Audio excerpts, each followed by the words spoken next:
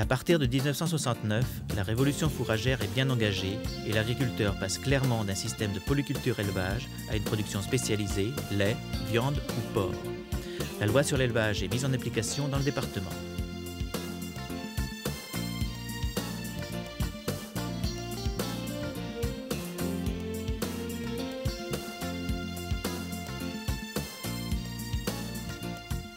C'est la création de l'établissement départemental d'élevage qui confie à la Confédération l'organisation des concours.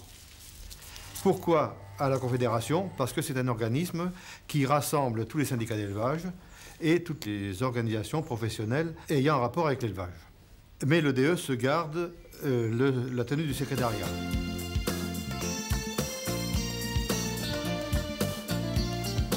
La Confédération des éleveurs ne s'occupe donc plus que de l'organisation des concours. Elle devra donc débattre de la qualité des animaux à présenter et du lieu, de la tenue du lieu des concours.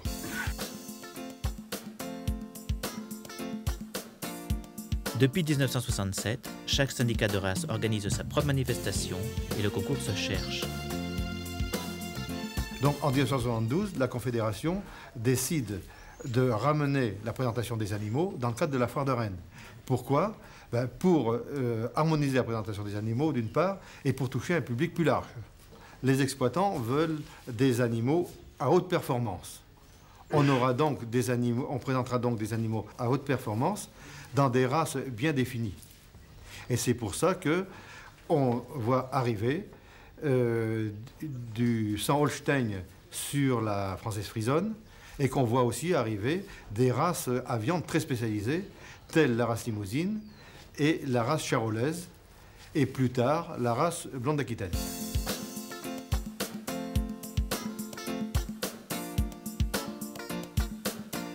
À partir des années 80, les éleveurs n'ont pas trouvé les conditions satisfaisantes d'exposition dans le cadre de la foire de Rennes.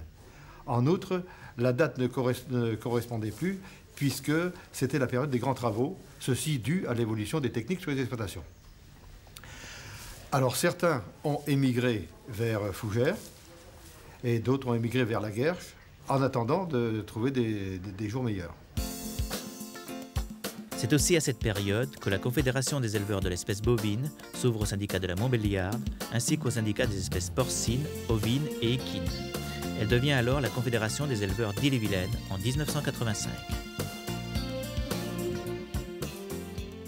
Les hommes. Alors, le président de l'établissement départemental de l'élevage, qui était Jean Mal, a succédé au président de la Confédération, qui était le président de Toulouse-Lautrec. Et ensuite, quand Jules Robert est devenu président de l'établissement d'élevage, naturellement, il a pris la tête de la Confédération des éleveurs.